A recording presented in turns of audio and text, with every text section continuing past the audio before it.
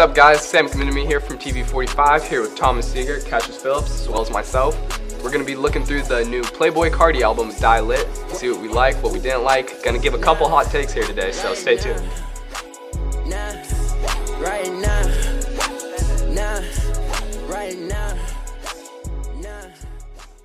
Okay, to start it off, I think the new Playboy Carti project has an abundance of different instrumentals that complement Playboy Carti's flow and skills very well.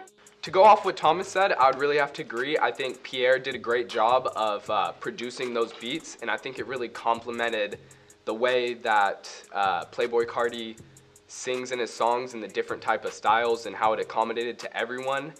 And I think it really went together well with the features. I think everything ended up coming together pretty good.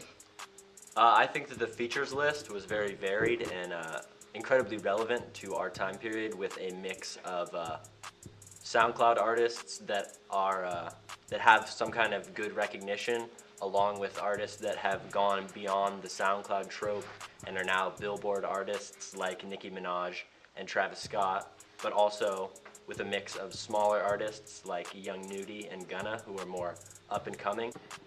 So in my opinion, the best track on the album is Lean For Real with Skepta. I think it has one of the best beats on the album. It goes really well with Playboy Carti, and the Skepta feature is a really good verse, and it's good to incorporate different styles of hip-hop artists into his album. Nickelodeon, yeah, where I got that slide, yeah. The dream mode, yeah, tat showing my teeth, yeah.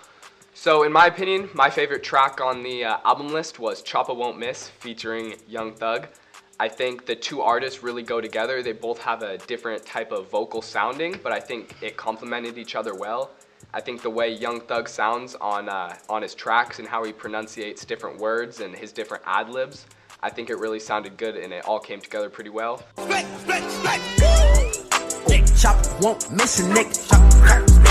My favorite song on the album was Rest in Peace Fredo featuring Young Nudie. I liked that he brought in an artist like Young Nudie, who's more up and coming. It had a good message because Rest in Peace Fredo, I think we all miss him a lot. We do. And I thought the beat went well, the vocals. The beat go off. Yeah, the vocals also go off, and overall I just thought it was a very good song. Hitting that boy at the fight, they ain't even nourish me, they ain't even nourish me. Well, I think the new Playboy Carti album is a little inconsistent, just like his previous album. It's also really long. I think there's an abundance of really good tracks, and it's a pretty good project overall, so I'm going to give it a light 7 out of 10. So to wrap it all up, I would say Die Lit by Playboy Carti. I didn't like it as much as his debut album, but I thought the songs were still very good and still very relevant, as well as the features, and everything just kind of came together well.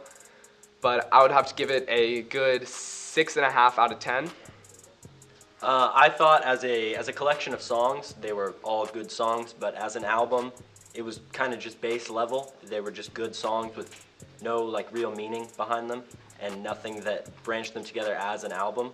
So as a collection of songs, I'd give it about a 6 out of 10. I'm on them beans for real, I'm on the lean for real, I'm on them beans for real, I'm on the lean for real. That bad